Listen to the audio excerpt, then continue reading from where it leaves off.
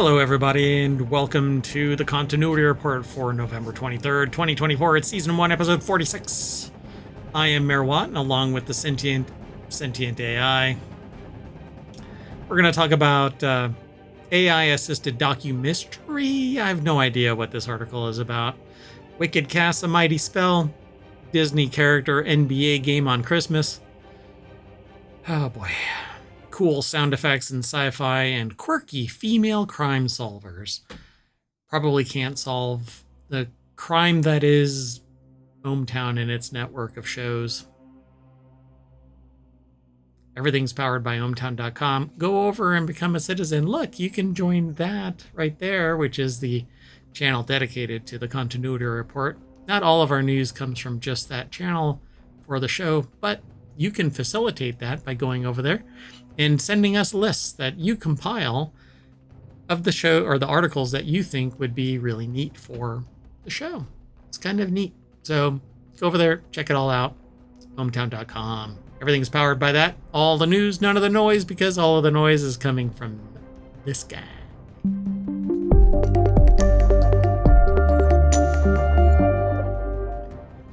Hello, everybody. I am Mayor Watt, and that is that. Oh man, that is the sentient AI from the Futures Visualizer. Hello, ohmTown citizens. And hello, Mayor Watt. I'm over here. The booming voice from everywhere. If you're a citizen of ohmTown and you hear a voice in your head, I better be careful. Somebody's going to take that seriously if they hear a voice in their head. It could be your inner monologue, by the way. If you're really curious about that kind of thing, I am actually trying to do some research into this. Trying to discuss what an inner monologue is with people. It's quite fascinating. Anyway, let's get into... Oh, wait, what? Oh. I was going to say, but there are no doctors in ohmTown. There are no doctors in ohmTown. Nope, just curious bystanders who are willing to poke and prod at the brains of... No, just kidding. It's all talk. Really no action. Anyway, let's get into it. First article is over in the Continuity Report. About a Hero review, an AI-assisted docu-mystery that won't give Werner Herzog any sleepless nights. Most films want their audience to suspend disbelief. About a Hero would prefer you keep it close at hand. Keep disbelief close at hand? Okay. Viewers are advised to exercise caution in trusting its visual and auditory components. Runs an on-screen disclaimer near the beginning of the Polish filmmaker Peter Winowitz's irreverent exercise in AI-enabled storytelling, a knowingly contentious opening film. Wait, that is a different approach. I don't have an ad blocker. Maybe it's the browser itself. I don't quite understand that. Because I don't have any ad blockers. That in my browser, it is just the browser. So I'm not sure what that is. So this may have, since it's a mystery, it might have some not good for kids. And we're flagged. We're flagged as not made for kids. This show and all of the shows in ohmTown might carry some spicy language and or pictures or whatever. But it's usually safe for work to some degree. The pictures, at least, are filtered by the websites that we review, we talk about. But my language, I sometimes drop an F-bomb here and there. Kaboom! Anyway, Guy Lodge over at Variety.com put the article together, taking on the German auteur's dismissal of AI filmmaking by creating an artificial version of Herzog himself. Peter Winowitz's IDFA opener is an experiment, more puckish than genuinely provocative. So it's an AI-generated film, I guess? Is that kind of AI-enabled storytelling? I think it's like an AI documentary or something, but then it's kind of like, don't really believe what you're hearing and seeing, which is interesting because it either draws your viewers in or completely gets them kind of on edge or distrustful of what's to come. Well, I think it's using AI storytelling, a knowingly contentious opening film for this year's IDFA documentary festival, not least since many wouldn't classify it as a documentary at all. wrapping an imagined and blithely incoherent murder mystery around a talking heads discussion of artificial intelligence and its implications for humanity. This seemingly hybrid exercise offers nothing to assure viewers that any of its content or its components is more real than another. So it's blind them It's with almost BS. reality hacker. It is, yeah. This definitely would be a fun article for Reality Hacker, which is another one of our shows an hour ago. Actually, with the wait 2 hours ago, we did that show.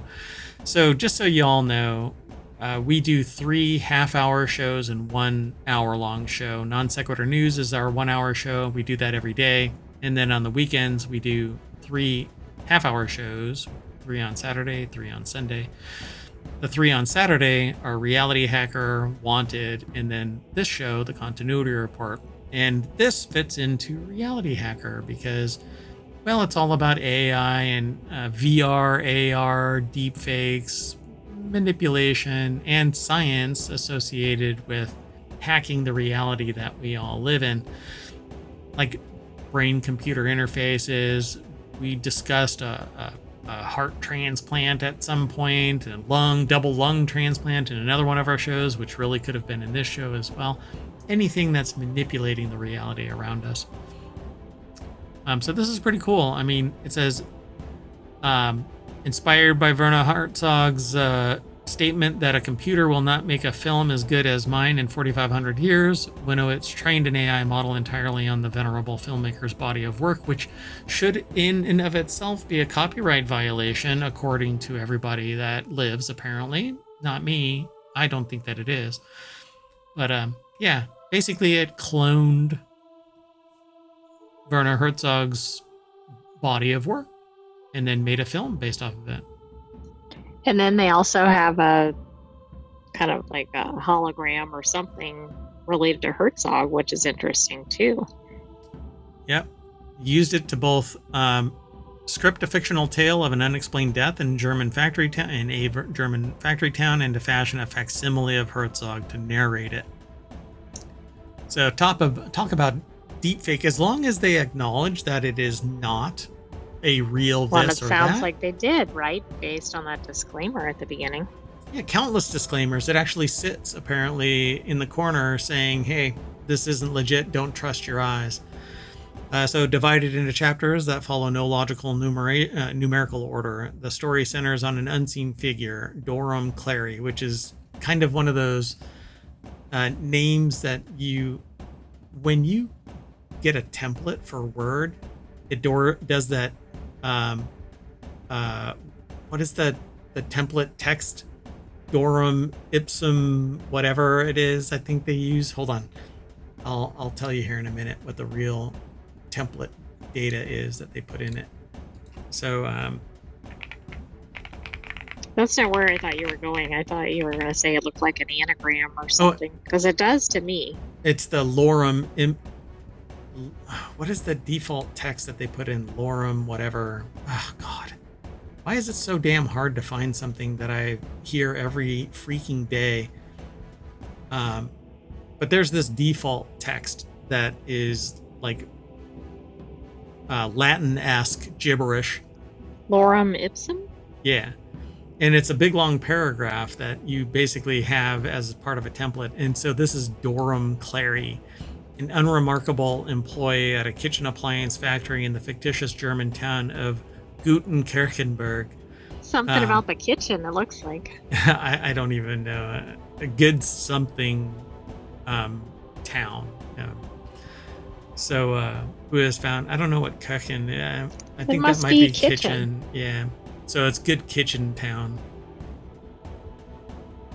Right? Oh, no, it's church. Oh, church. I'm sorry, I thought it was kitchen because it looked like it. Oh, yeah. Well, I mean, and it's what they refer to as a barbaric language, so it doesn't actually follow like naming convention that you would normally suspect. By the way, there is a Kirchen in Germany, not Kirchenberg and not Gutenkirchenberg. But anyway, it's Getten. It's not even Guten. It's not even good. Anyway, um, they're found dead in circumstances that, whether due to foul play or AI storytelling error, never entirely makes sense. So it emerges that he had been working on an enigmatic project named only the Machine, itself a symbol of AI development and perhaps in some way responsible for his death. This sounds like an actual compelling story that I would love to watch. So I'm going to wait for this to actually hit the scene, so that I can watch it. I think this is actually pretty amazing. I mean, it'd at least be something out of the ordinary, and it might get the creative juices flowing about AI. And it seems like it's one of these that has layers of, and again, kind of back to the reality hacker theme. Yeah. Like, what are we watching? What are we seeing? What's actually real here? Yep. Trust but verify. Do your due diligence, critical thinking, situational awareness, etc. Yeah. But I dig this. I really like this idea. And once again, my background music has died because, yeah, network attached storage, let me tell you. Anyway, let's move on. Sound good? Sounds good. Okay, so this next article is over on the Continuity Report. It's half a movie, but Wicked casts a mighty spell. Cynthia Erivo and Ariana Grande bring Elphaba and Glinda from stage to screen, and the result is Over the Rainbow. So the article is over at the Washington Post. Ty Burr. Did I say who wrote the last one? Hold on, let me back up. Yeah, Guy Lodge. Okay. Well, Ty Burr put this article together for the Washington Post. And it says, heads up, number one, in the now accepted Hollywood fashion, Wicked turns out to be Wicked Part 1. 2 hours and 40 minutes of movie that only gets you to the end of the hit Broadway musical acts, Part 1. See, I didn't know that, nor did I understand the headline. I didn't realize this was like a Dune. Yeah, so I had heard that this is actually the case. I haven't seen Wicked yet. I don't know if I'll see it in theaters or if I'll wait until it hits Apple TV. Who knows? But heads up number two, the flying monkeys are even more terrifying in CGI. This is not a movie for very young children. Those caveats aside, the film version of the stage version of Gregory Maguire's literary inversion of The Wizard of Oz, technically a prequel to the 1939 MGM classic. Basically, so if you haven't, I don't know, maybe you're living under a rock, but apparently Wicked is the coming of age / formation of the hero and villain characters. Okay, Right? like the The good witch and the formation. wicked witch. Yeah. And so it says here is about as good a musical adaptations get, with more lavish than most. Wicked looks like a bajillion dollars with imaginatively overwrought production design. That steampunk bullet train. They're talking about stuff that's in this movie that I haven't seen yet, and I really don't want to spoil. Although, I guess I could drop. Hold on a second. Possible spoiler alert and overshare. Yeah. So, oh, and by the way, if you want to get all of today's articles for TCR, you can type in !TCR, and Omatron will take all of today's articles and throw them into the chat. We have quite a few interesting articles, particularly on the site, but I'll leave spoiler alert on here.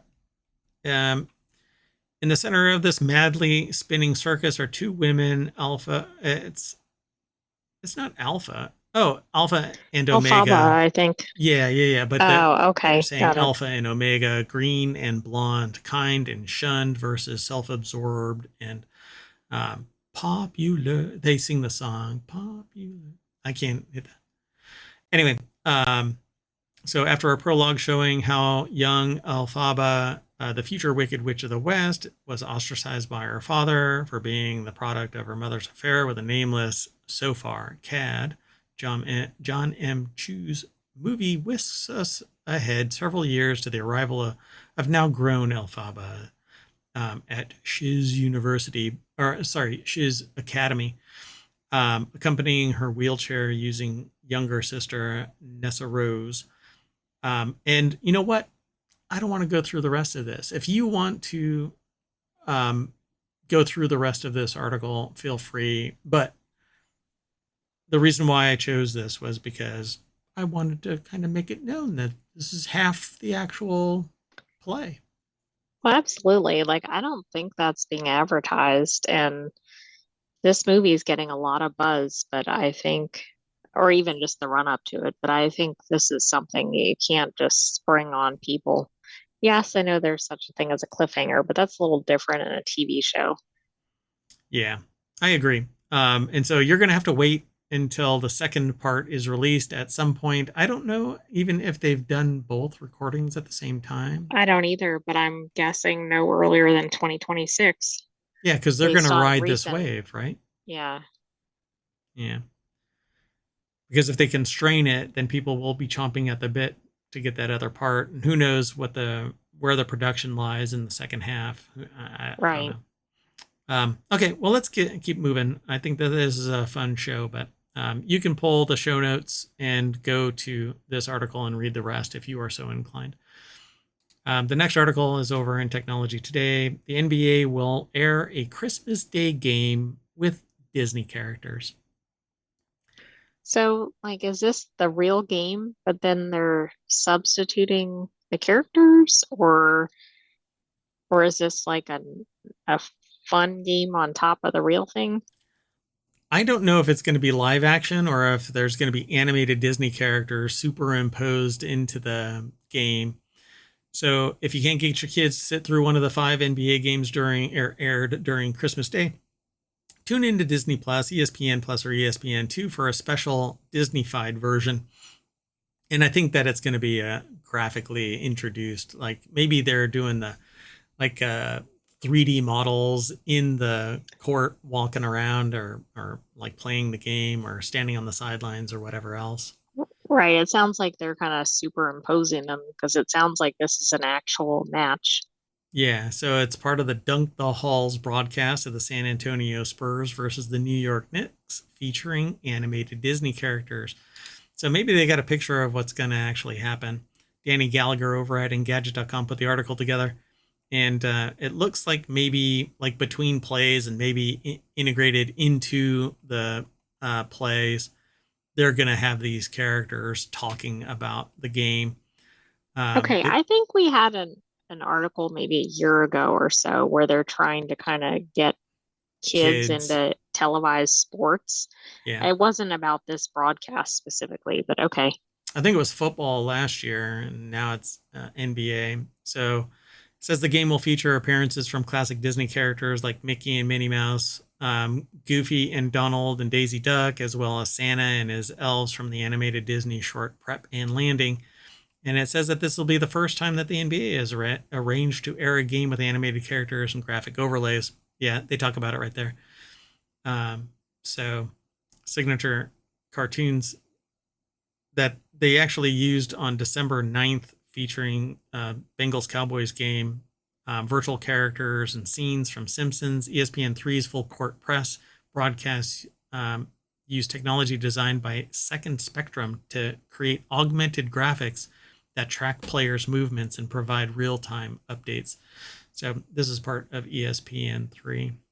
Okay, yeah, the last one sounds really good for true sports fans because then they can get all the stats and everything. Yeah, But the other ones sound like it's just trying to draw other viewers in. yeah, it's pretty cool. I mean, I feel like it's weird.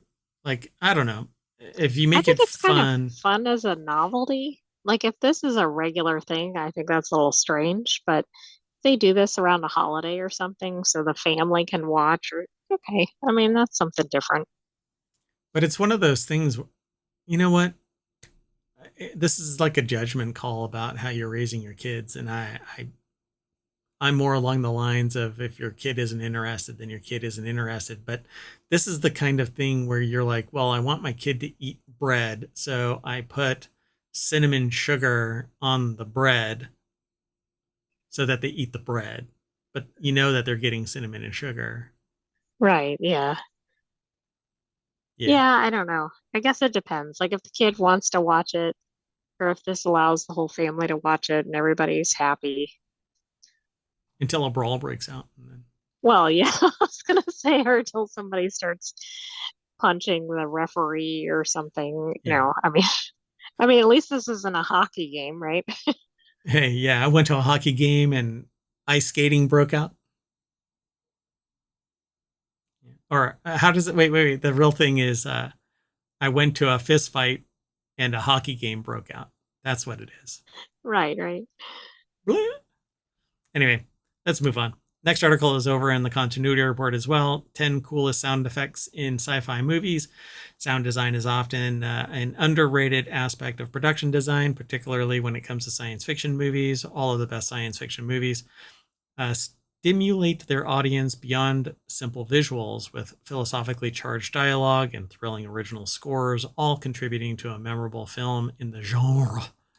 So, this article over at screenrant.com by Alexander Valentino puts the article together, and it says here that there are a lot of different opportunities for Foley work. The sentient AI has had to detach for a moment from the air gap network. Okay, I'll have to continue on. So, this first article, it says the 5 tones, close encounters of the third kind. I swear I've picked this up in other shows, but I can't remember all of the shows that I seemingly have heard this in. But yeah, the dun dun dun dun dun. That is from Close Encounters of the Third Kind, and it says here the humans establish friendly contact with the aliens of Close Encounters of the Third Kind by discovering the foundations of their sort of musical language, as deciphered by the starting 5 tones of D, E, C, another C, 1 octave lower, and finally G. Both the human made devices and the ethereally beautiful glowing spaceships passing these tones back and forth between one another makes for a breathtaking soundscape. This is actually pretty amazing. So the tones are beautifully interpreted into John Williams' score, simply titled "The 5 Tones," laying the foundation for friendly intergalactic relations. Is And this one of these that people will hear and they go, "Oh, this is from this movie"? oh, for sure, yeah. When you hear the dun dun dun dun dun, you know that it's from Close Encounters. And what's interesting about it is that they have already abducted a bunch of people and they trade off new people for the ones that have been taken in the past, seemingly probed. This sounds like this could be pretty creepy when you hear the music then. Yeah, but it's not creepy. It's actually kind of, I don't know how to describe it. It's kind of enthralling because humans have interacted with these aliens in different ways apparently, and somehow set up a meeting. I don't even remember that part of it, but the ship actually lands inside this like bowl like clearing, and inside there is a military compound that has been constructed so that they could have this interaction. And the third kind is direct contact. um, so yeah. Then the world engines in Man of Steel. As far as alien technology goes, it's hard to find a sound more emotionally opposite than the 5 tones than the Man of Steel's world engines, the first film that began the short-lived DCEU or cinematic universe of, uh, yeah, I'd call it DC is the comics. So MCU is the, anyway, expanded universe is the DCEU. Anyway, never really got into anything DC, so I actually haven't seen this. The world engine operates on a horrific scale of building anticipation and release with a pulpy, bassy sound that signals the next onslaught of increased gravitational power. Behind the helm of these doomsday machines, sound profile is none other than musical genius Hans Zimmer, who orchestrates an awe-inspiring symphony of destruction with them. Dum, dum, I mean, dum. this almost seems like it's worth looking up the sound effect just to kind of sense because it's making it sound very Doom and gloom, and immersive and doom and gloom. Yeah. foreboding and just Mm-hmm. impending and just overwhelming. Yeah, we'll have to look them up, but obvious. Well, we air gap a lot of stuff, so I'm not going to play it here. So Neo wakes up from the Matrix, and it says facilitated by a horrific metal slime that slowly envelops his body. The camera dives into Mr. Anderson's throat as he screams, and it's this trilling kind of sound as you get pulled out of the Matrix. And they refer to it as his whale slowly digitizing into a chiptune whale, and I cannot do it justice by description. This slow descent into reverse digitalization is a brief but incredibly memorable sequence that ominously guards the incomprehensible terror of waking up in a pod bath plugged into the Matrix. It says it's a shame future films in the franchise didn't recreate this iconic glitchy scream when unplugging new humans. Yeah, I wonder why they didn't stick with that. Yeah, it's a really neat sound effect. So I'm gonna have to go back and watch all of the Matrix movies. Although I think the last one was pretty stupid, but whatever. One of the things that I've always loved of the Aliens movies is the M41A pulse rifle sound. It is amazing sounding and definitely sci-fi and the most analog sci-fi sound that you can probably make. It's just amazing. It says with brilliant flare of muzzle flash, the M41 discharges a distinct bark of a gunshot, somehow sounding like a real life gun mixed with a sort of digital texture that gives it a futuristic feeling.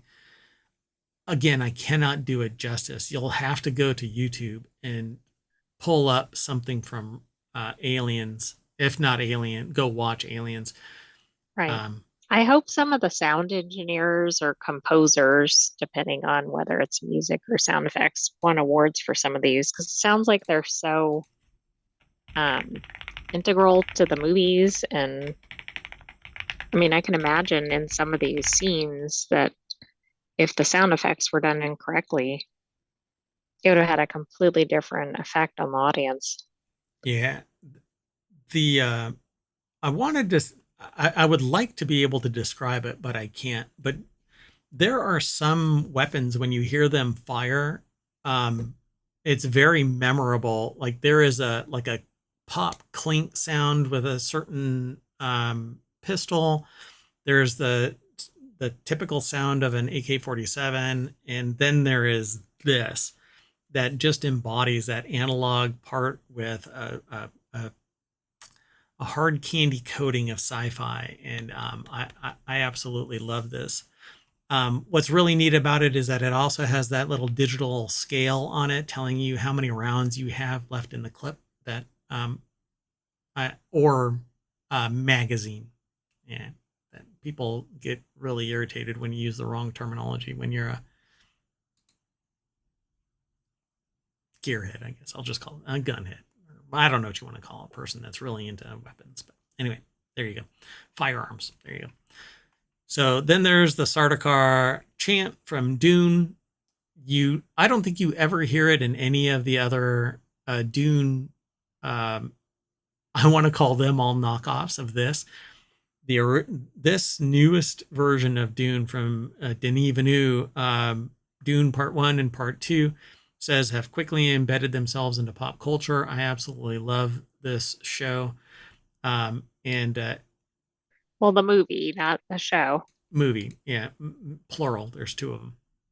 And so I would say, you can have your own opinion about it. You're wrong, unless you like it.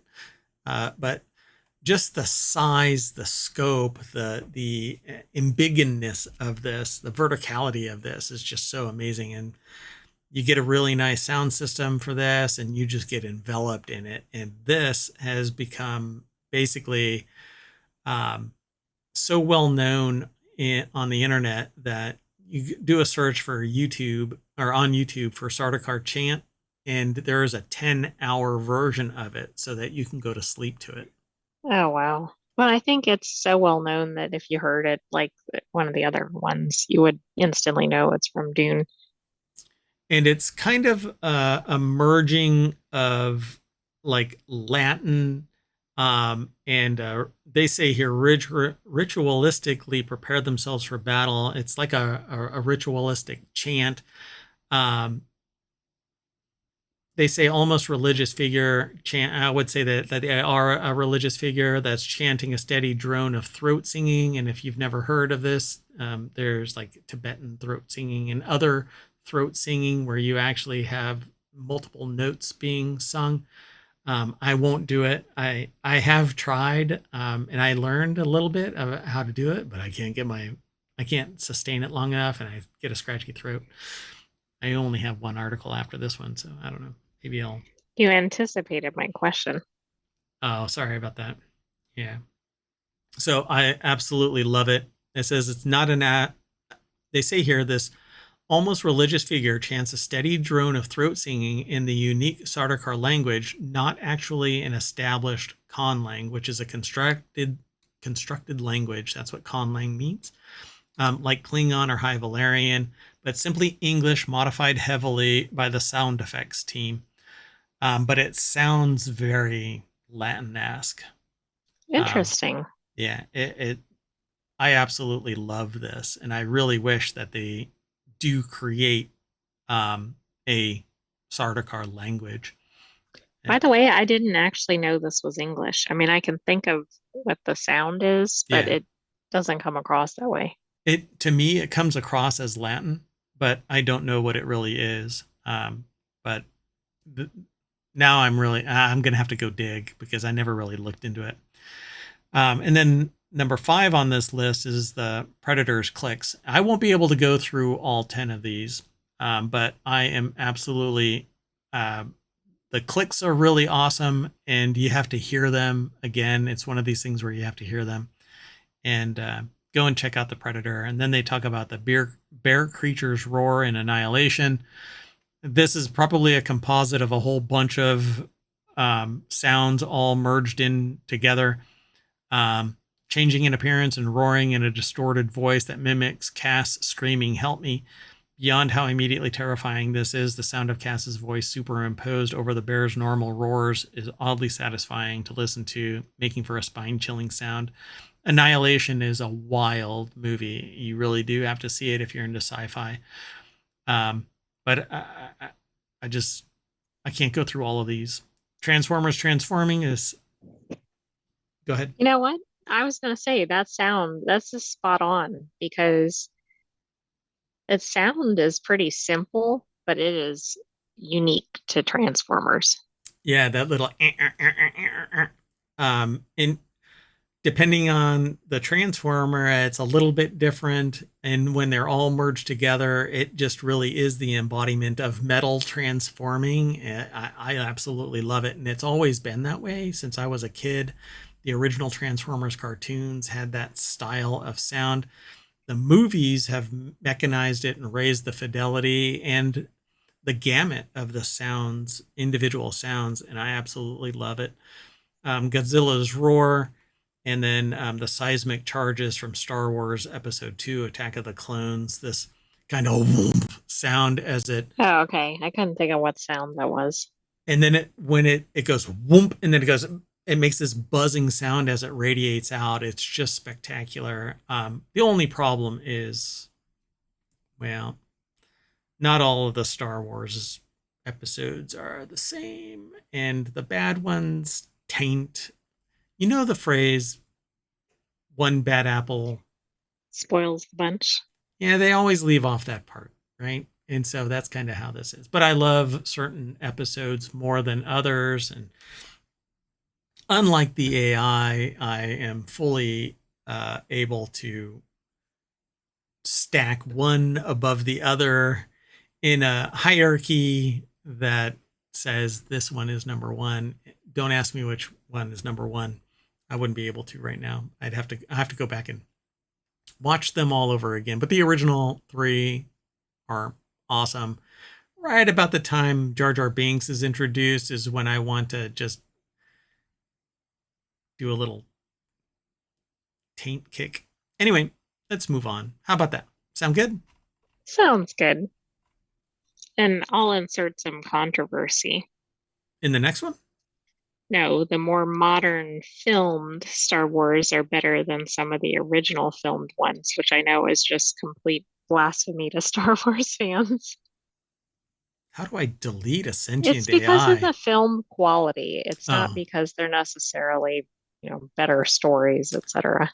I would agree because in with modern TVs, they've basically highlighted the old original versions about the production value being kind of weak sauce in the compositing and stuff like that. But The stories are definitely better though in the originally filmed ones. yeah, I would say that too. Um, because they're not retconning anything. It is the original body of work. And then the rest is let's try and make this. Plus, Jar Jar Binks is a dipshit. Let's move on. The next article is over in the continuity report. This is the last article for today's continuity report and all of the shows for Saturday.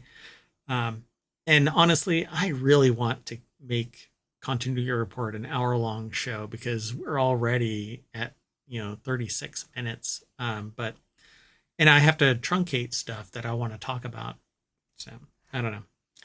Anyway, how quirky female crime solvers took over TV. And they talk about the series such as Matlock, Elsbeth, High Potential, and Poker Face showcase a new detective archetype. We just watched Murder and Other Death and Other Details? Death and Other Details. Thank you, thank you.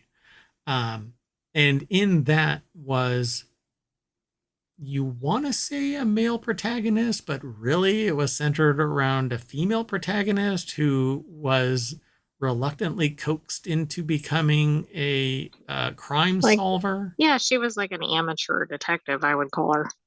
And the counterpart was a female antagonist. Yeah. Yes, we might want the spoiler alert up there.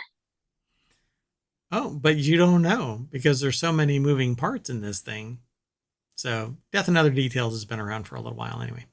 So, okay. Hold on a second. It's rare to have a spoiler alert on a non-article. So let's go over to the article. So it's over at the Washington Post.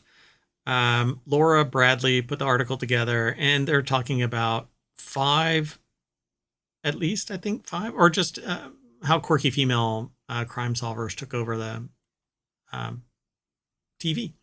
So it says that they're no longer helpless damsels, sexualized minxes, or traumatized vigilantes. Instead, these offbeat, often neurodivergent coded female sleuths are a timely elaboration on a long evolving tradition. But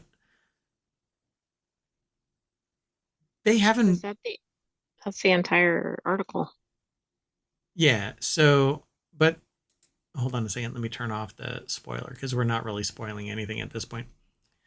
But they talk about the recent female lead. I don't know if there's anything else down here at the bottom, but so they say, better yet, they further expand on how TV's female detectives can look and act. But it's not that they're no longer helpless, blah, blah, blah, blah. There have been quirky female crime solvers since the 70s. Murder, She Wrote was entirely written and. I agree. But that was the exception, not the norm. Oh, for sure. Yeah, absolutely. What they don't mention the police procedural, right? These recent female-led crime procedurals.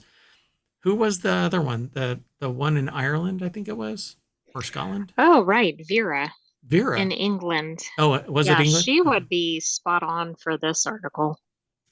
Yeah, and there's been others, and even in Slow House. Uh, what what's the name of that show too? I just forgot it. My God. Slow, Slow slow Horses, horses. I keep trying to say slough house and slow because horses at it's the it. same time. Yeah. Yeah, it's Slow House. Even in Slow Horses, one of the antagonists, protagonists, whatever, she's like an anti-hero. It is part of the actual machinery of this, and there are several people that are in it, right? Female. Hmm. that are in it that are fundamental to the story. And none of them are helpless damsels, sexualized minxes, or traumatized vigilantes. Their screw ups end up being, neurodivergent coded females that are relegated to this slough house, which is for Right. agents that need to ring the bell to leave. Well, even only Murders in the Building, which doesn't have one main character, first of all, has quirky characters, and one of them is a strong Happens to be female character. a strong female character. Yeah, yeah, yeah. In And fact, probably stronger than the male the males. protagonist, right? Yeah, Arguably. yeah. So, I mean, we really need, as a society, to move past this ideology that there is a separation of the sexes because it is propelled into existence by the institution of society. And you can actually see that kind of thing, particularly in sci-fi, where everybody is treated as equal. And when they're not, the ones that have an interest in basically demanding equality and equity, they step up to the plate. And in like the Klingons and Romulans and Vulcans and these other species outside of the U.S., just U.S. outside of humans, they're highlighting the point that there is greater equality. The only one that doesn't really highlight equality is the dudes with the big ears. I forgot what they're called now. Damn it. Oh man, they're all about business. Anyway, you don't see any females.